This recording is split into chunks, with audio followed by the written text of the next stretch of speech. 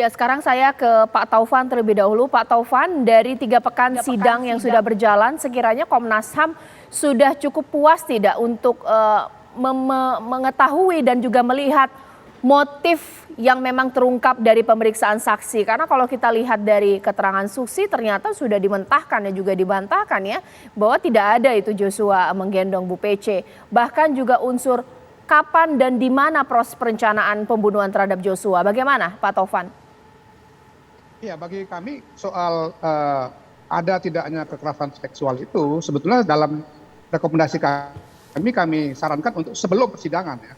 Karena kita khawatir nanti kesaksian itu lebih banyak datang dari klaster keluarga FS dan Ibu Putri. Itu yang kita sarankan sejak awal. Dan yang kedua bahwa tidak adanya kekerasan seksual itu tidak mengurangi derajat kesalahan dari saudara FS yang telah melakukan extrajudicial killing, kemudian dilengkapi lagi dengan obstruction of justice itu. Jadi itu hanya right to truth bagi Ibu Putri maupun kepada saudara almarhum. Karena itu penting juga dalam prinsip-prinsip hak asasi manusia. Nah sekarang berkaitan dengan perencanaan, saya kira yang juga jadi titik penting itu adalah soal apa sebetulnya isi telepon dari Ibu Putri kepada suaminya pada malam hari ya, atas saran saudara Kuat Ma'ruf itu. Apakah benar hanya mengatakan telah terjadi satu peristiwa di mana saudara almarhum Joshua ini melakukan tindakan yang kurang ajar, katanya begitu, atau dia menjelaskan lebih lengkap. Kenapa? Karena tiba-tiba mereka memutuskan besok paginya pulang. Sekitar jam 8 lewat gitu ya.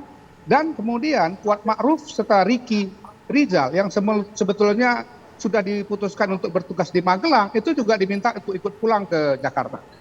Nah yang juga ada satu keunikan adalah, saya nggak yakin tuh kebetulan ya, tetapi kira-kira 2-3 menit sebelum Ibu Putri sampai di rumah Saguling, saudara FS sudah sampai di rumah lebih duluan.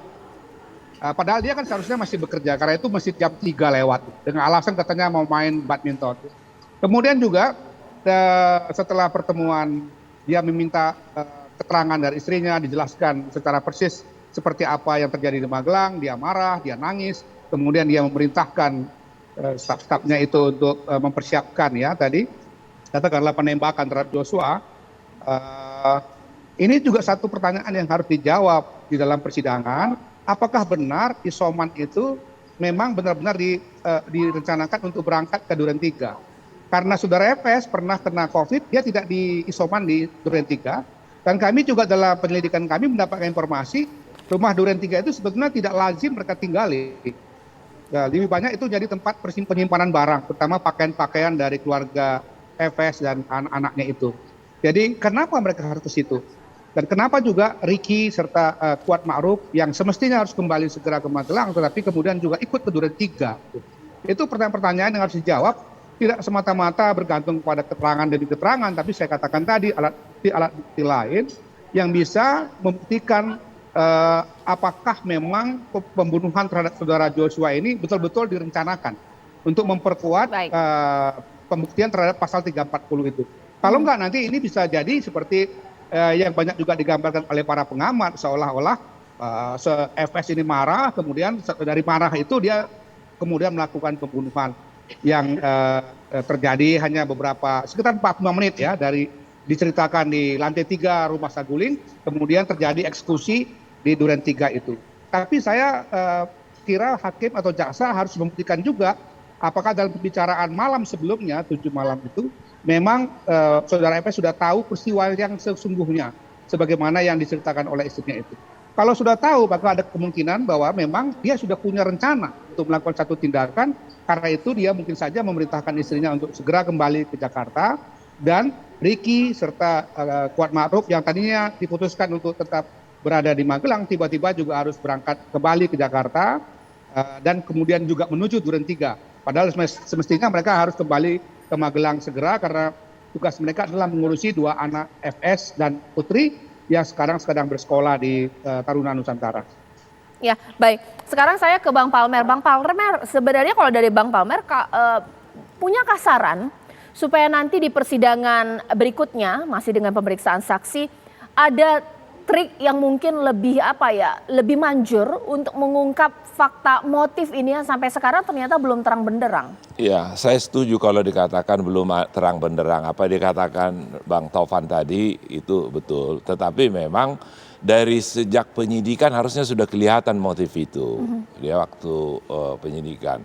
Kalau gagal di penyidikan, maka potensi bisa digali oleh keterampilan pertanyaan hakim atau jaksa atau pengacara, kemungkinan itu akan lebih sulit. Apalagi sudah kena grip, ya, dimana saksi kalau kena grip atau siapapun yang terlibat di dalamnya kena grip, artinya sudah terkooptasi, dia harus berkata apa gitu. Itu bisa membahayakan ke persidangan untuk menggali kebenaran materi apa yang melatar belakangnya. Bagi publik itu sangat penting membuat trust apakah peradilan ini nanti mencapai hasil maksimum apa tidak, efektif apa tidak.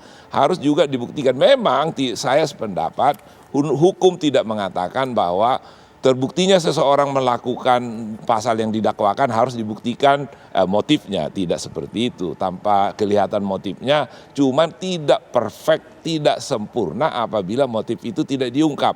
Dan motif yang diciptakan pun sebenarnya mudah terdeteksi karena tidak ada satu skenario yang sempurna. Itu udah dari zaman baheula seperti itu. Tidak ada satu skenario kejahatan yang bisa sempurna.